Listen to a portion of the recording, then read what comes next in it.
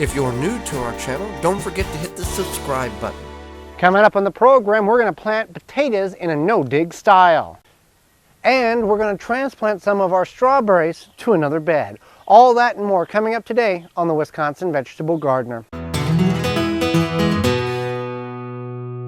Sponsored by migardener.com, with over 450 varieties of non-GMO, heirloom, organic flowers, vegetables, and herb seeds, all for 99 cents. migardener.com.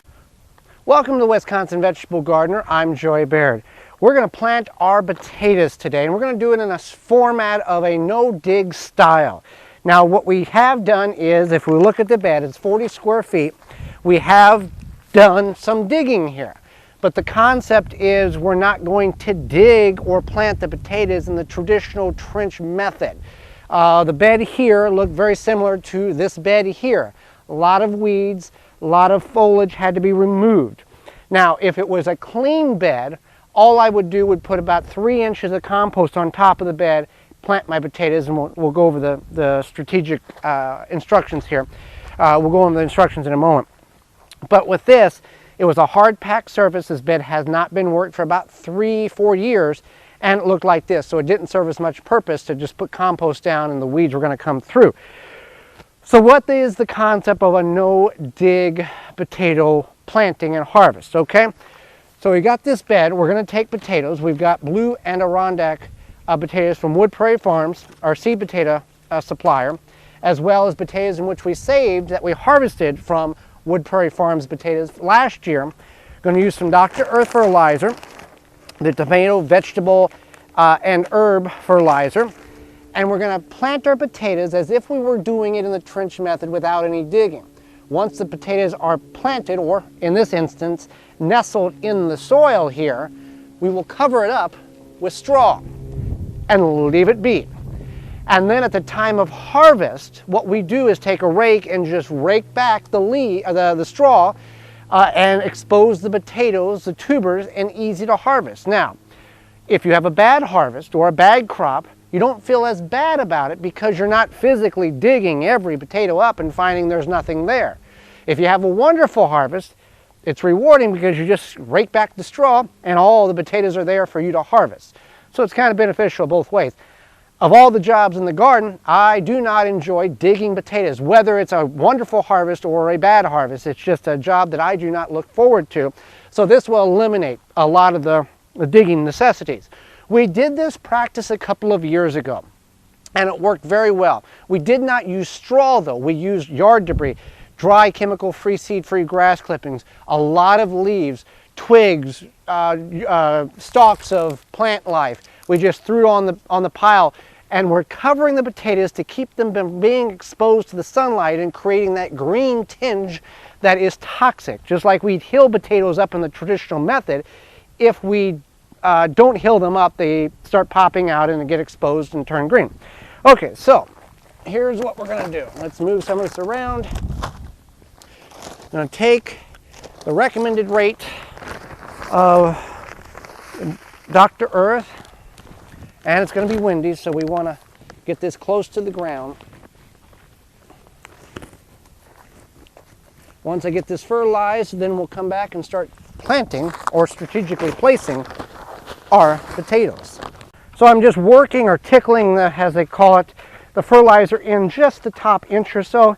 Now this has worked all the way down as deep as the tines of the fork. Once you get to the tines of the fork, you hit a clay. There's a clay level there that I've dug up, and it's really spongy. So we don't want to plant the potatoes deep here, but again, it's going to be easy to harvest the potatoes. So let's take a look at the two types of potatoes here we've got.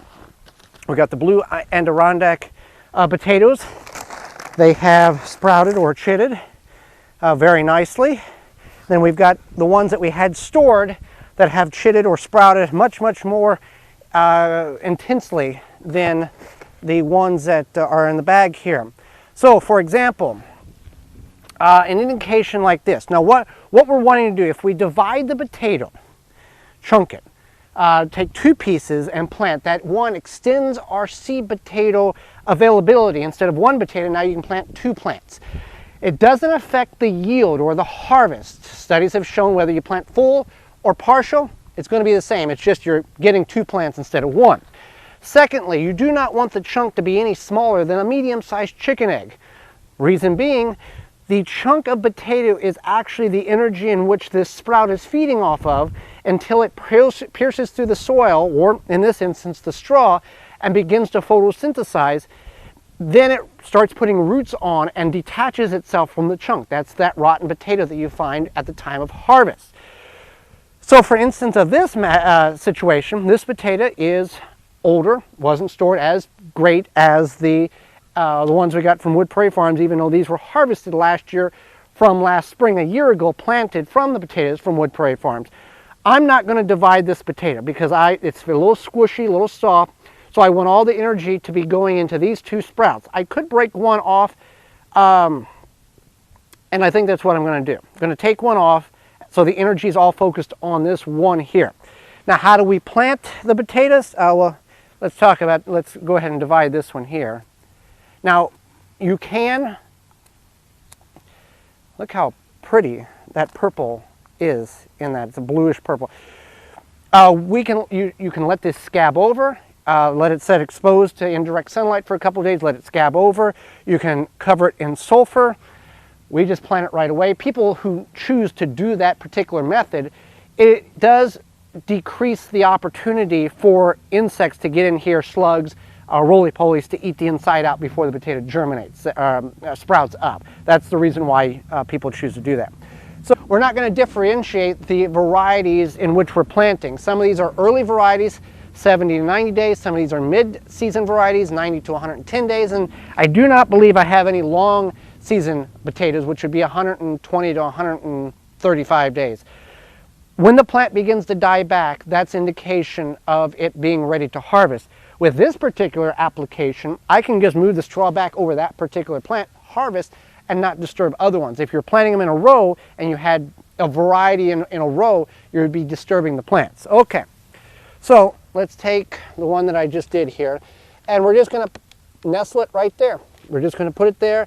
I am going to plant these a little tighter than I normally would if I was in the ground. Your main issue with lack of potato development is twofold. One, lack of nutrients in order to feed the plant, because it needs a lot of nutrients. That's why we're using the Dr. Earth tomato, vegetable, and herb fertilizer, because it has a high second number. That phosphorus is important for root and fruit development. So this is a root, so we're wanting a good, we're wanting to feed that root in order to develop the tubers properly. Secondly, it's the density of soil. If you're planting in hard packed soil, those potatoes are struggling to grow out and develop. With this application, it's loose. There's very little restriction in order for the potato to grow out and develop the tubers that is required. So with that being said, I'm going to, if you plant them 9 to 12 inches apart is what's recommended. I'm going to go about 8 inches. And I can go, with this being almost a 4-foot bed here, I can go and do that. I can space them 8 inches by 8 inches in that situation, and put another one here. Now I'm going to go down and plant the rest of the bed here, and then we'll come back to talk about how dense of straw and how to go about covering these potatoes. All right, so I've got our potatoes planted here. I got 29 in this bed. You can see the red ones here, the Adirondack, white ones there. This has got a sprout on it from when we stored it. You would not necessarily plant them this thick or this many if we were going in the traditional ground, just because the density of the soil, the spacing. Now, if you were in a raised bed, good root, enriched soil that you knew you brought in, compost, you might plant them a little thicker. But with this practice, we're above the ground. They're going to root in the ground a little bit. That's why I had to work the garden here, work this bed in order to get some looseness for the roots to penetrate down slightly. But a lot of, if not most of their potatoes are going to form on top of the soil here, underneath the straw here. Now you can get straw of any type, shape, size. We got this from Blue Mills Landscape and Garden Center in the Milwaukee area. There's oat straw, there's barley straw, there's a bunch of different varieties. find out if you can, if the farmer sprayed something on their wheat, on the stubble that you're using, so that if that's a concern, try to find out if it's an organic wheat stubble too.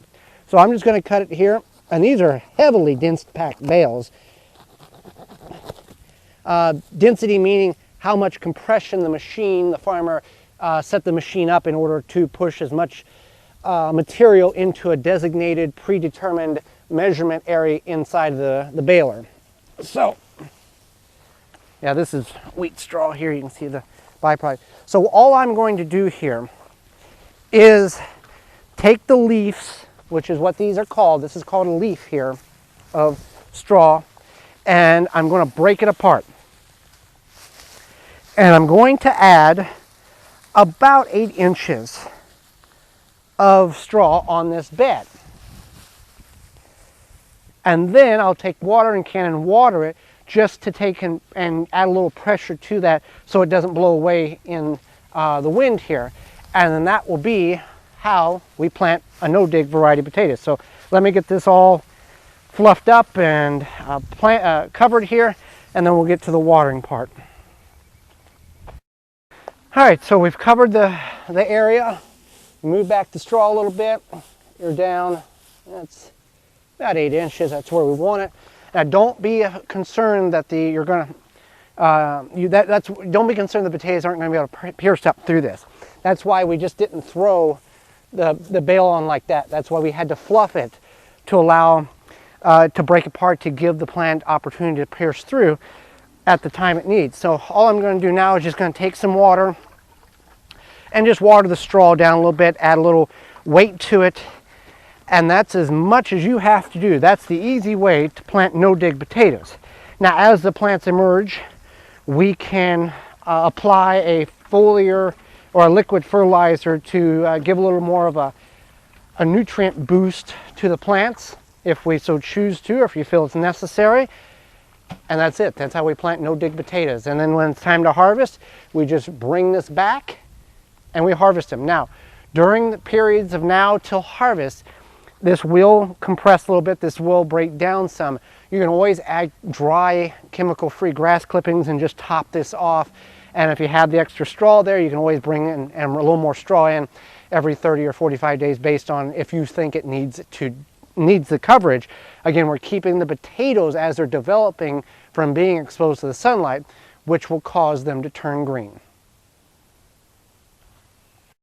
We're going to plant spinach. Now, spinach is a cool weather crop, daylight sensitive crop. We're in the front yard in our 200 square foot garden. We're going to plant 3 different varieties of spinach underneath this pine tree. Now, this pine tree is going to act in 2 parameters here. One, it's going to shade the area so it doesn't get direct sunlight as it would if it was out in the open. So it's going to trick the plant thinking the days are a little shorter.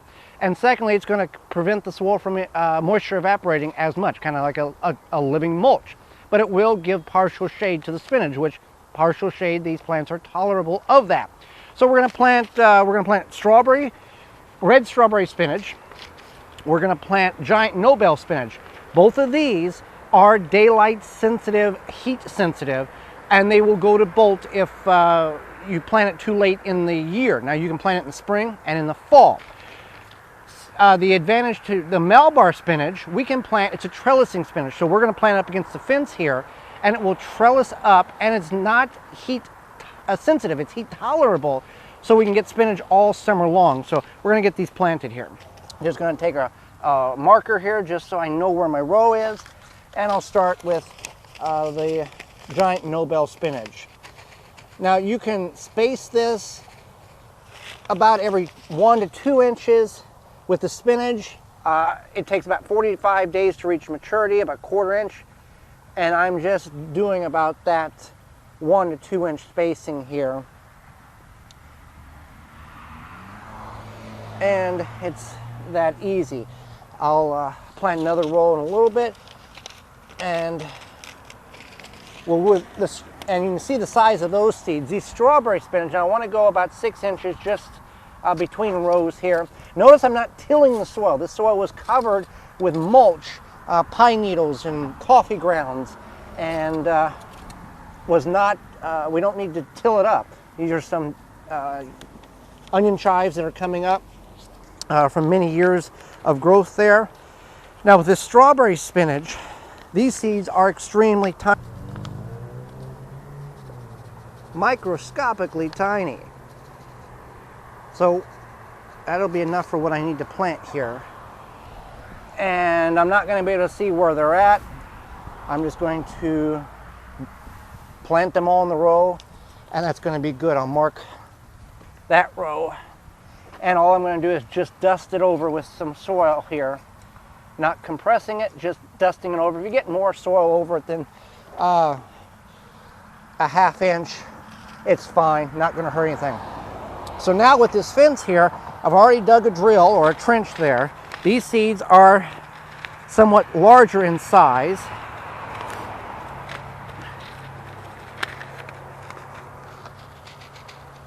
You can see they almost resemble okra seeds. That's kind of what the seed size looks like. So we're going to space these 1 inch apart.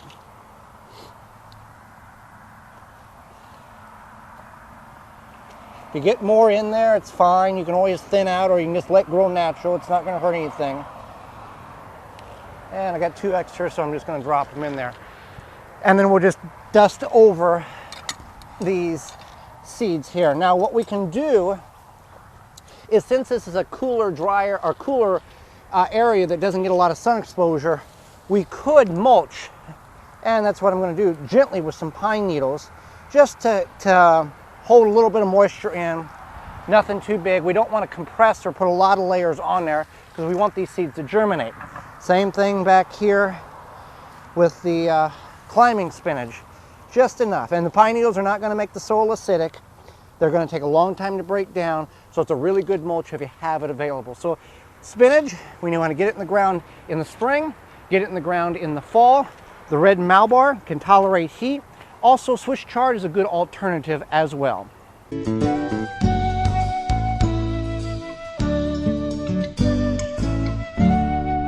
So this once was a very luscious, bountiful strawberry patch of about 160 square feet. This was put in approximately spring of 2010 is whenever this was put in.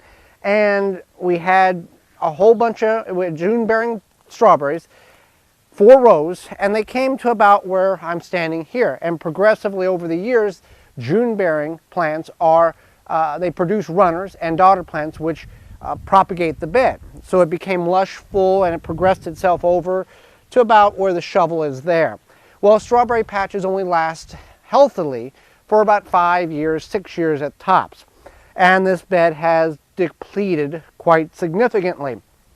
So what we have done, or what we plan to, last year we left what strawberries we had here, and we left, we put a 18, 20 inch swath through here, and we grew some zucchini and squash plants. Worked pretty good. So what we've decided to do now is remove what daughter plants we can find, and I'll show you how to do it. I've already dug up some here. These are, I don't know, 3, 4 generations from the original plants in which we started. And we're going to move them down to far bed on the far end of the garden, mulch them with pine needles. I'll show you all that. Then the plan is we'll come in, if we need to, take the lawnmower and mow it down as low as possible in this area up to this point, all the way to the fence. So that gives us about 170 square feet. And then bring weed fabric in and completely cover this area, and utilizing this for our vine crops, or watermelons, try to grow watermelons, our squashes, butternut, spaghetti squash, acorn squash, those type of things. 1, it will suppress the weeds immensely, and 2, we can water and put irrigation underneath it to water the plants that we need, where we need them at. So that's the plan. Now, you might consider bringing wood chips in and sheet mulching this, putting cardboard down and putting 6 to 8 inches of wood chips on. That is another option that we're not going to exercise, but it could work for you. So come on in here, I'll show you what we're doing and how we're finding the strawberries in which we want to dig up and move to the other bed. So we've got them all over the place. Here's a strawberry plant, here's a strawberry plant, there's one there, there's one there, all over the place. Now you would think, okay, just leave them alone, they'll be fine, they'll produce. Now with that big patch that I talked about, at the peak of its production, we were getting about 15 pounds of strawberries off of it a year. Did that for 1 year consistently, and it went from 10 to 15 down to 8 down to 5, and last year we just got a few strawberries, and this was the executive decision that we've decided to make for our garden, to utilize the strawberries in a different area, so much smaller patch. We can still go to our local pick your own farm and harvest them there. Now, one thing I will caution you, and I caution people about, is putting strawberries in containers or grow towers or decorative planters on the side of fences or sheds or other structures. You're only going to get, for June bearing, berries for about 3 weeks a year. Ever bearing, you're going to get a few more weeks out of it. But you're utilizing that space in a container or tower or grow thing that's mounted on the side of the house. You're having to maintain those berries all year long just for a few weeks. If you're going to invest the time into growing berries, my highly suggestion is put them in the ground. Very little to no maintenance you have to do with them. We don't cover them in the winter. We let them be. We don't have to worry about watering them, anything. If you're in a container or tower, you have to water them and keep them alive just for those few weeks of berries. So here's what we're going to do. We're going to take a shovel, dig deep, loosen the soil up that way, and you can see it loosened that strawberry plant out. A lot of other additional items that came along with it. So what we want to do is we want to shake all the dirt off. And I've actually got, in that cluster there, I've got 1, 2, get rid of the creeping charter there, and then the one that I was actually after, which we'll use all 3 of these. And we will move them to the other bed. So I got 3 out of that little dig there. Now, recommended by the internet and other sources, you want to do this in late autumn or August, late summer, early autumn, to ensure a good crop this spring. Now, we're going to go ahead and move these over there regardless of the time of year here. We don't want to do it if they're in full bloom or anything like that, but this is early spring, which we can do in the northern portion of the United States. Get them over there, and we may get something off of these this year, and if not, that's not a big loss to us. We're going to go still to our local pick your own farm and support them, but we will still have a small berry patch for a few berries. So let's head down to the other end of the garden and get these planted. So this is the bed that we're going to start, we're going to plant our strawberries in. It's approximately 3 foot wide, give or take a little bit, and about 10 foot long. So based on what you find and research, some recommendations are to plant these every 18 to 20 inches apart per plant. Others will say you can squeeze them down to 10 inches and you want your rows to be 18 to 24 inches wide. These are June bearing, which means they will put daughter plants on. For those of you who may not be familiar with that, the example being, here is the parent plant. If we just plant it by itself, within a year or two, it will have offshoots, 2 or 3 different offshoots of 2 or 3 different additional plants that will eventually root. And that's how the propagation of the plant carries on its traits to the next generation when the parent plant dies off. So we do have to take that in consideration, but I'm going to go pack these things in much tighter than what's recommended, because not all of these will survive that I've dug up and transferred. So if they do all survive, then I'm okay with having a little more crowded, and I can always remove a plant versus I wish there was another plant in that area. So here's what we're going to do. If you want to fertilize this, you can fertilize it. They need pH about 5.8 to 6.2 if you really want to get specific. We just have our native soil and they've done just fine. So I've got one here already planted. So now for 8 inches, I'll go about there. And all I'm going to do is dig a hole, loosen the soil up, and there's a crown on here. You can see the crown right there. You can see where it kind of puckers out a little bit, and then the top growth exists. We do not want to plant it below that, or we don't want to put that crown below soil level. It will choke the plant out and suffocate it, and it'll die. So this particular plant, I would assume was one of the mature plants or root systems of a mature plant, and it's coming back. Something as we dug up earlier, something of that nature. That's a daughter plant of last year. This is kind of a medium-sized one there. So we want to get it all underground, but we do not want to bury the crown. And that's how simple it is. We'll get these planted, and then we'll bring the pine straw over and use it as mulch. And we'll talk about the benefits of using pine straw or pine needles as mulch on a strawberry bed. All right, finishing up the bed here, making sure I haven't smothered any of the strawberries. These will perk up the next day or two, and for those that didn't or won't survive, I can always go over and pull a few more from the upper bed there, because we're not going to put the weed barrier fabric on right away. We're going to wait until make sure these all establish. And the nice thing about the mulch is it's very dense and thick, so it helps suppress the weeds, and it will also retain a lot of moisture too. And again, it doesn't break down as quick as leaves that were familiar, normal leaves. So that's our strawberry bed, 18 plants, and it's a permanent fixture now, and we can utilize that 170 square feet for more productive vine crops in our mind that will produce and we can utilize for a lot of different things. Thanks for watching. Join me again next time for more organic gardening and food preserving. I'm Joy Baird, and this has been the Wisconsin Vegetable Gardener. For more information, please visit thewisconsinvegetablegardener.com.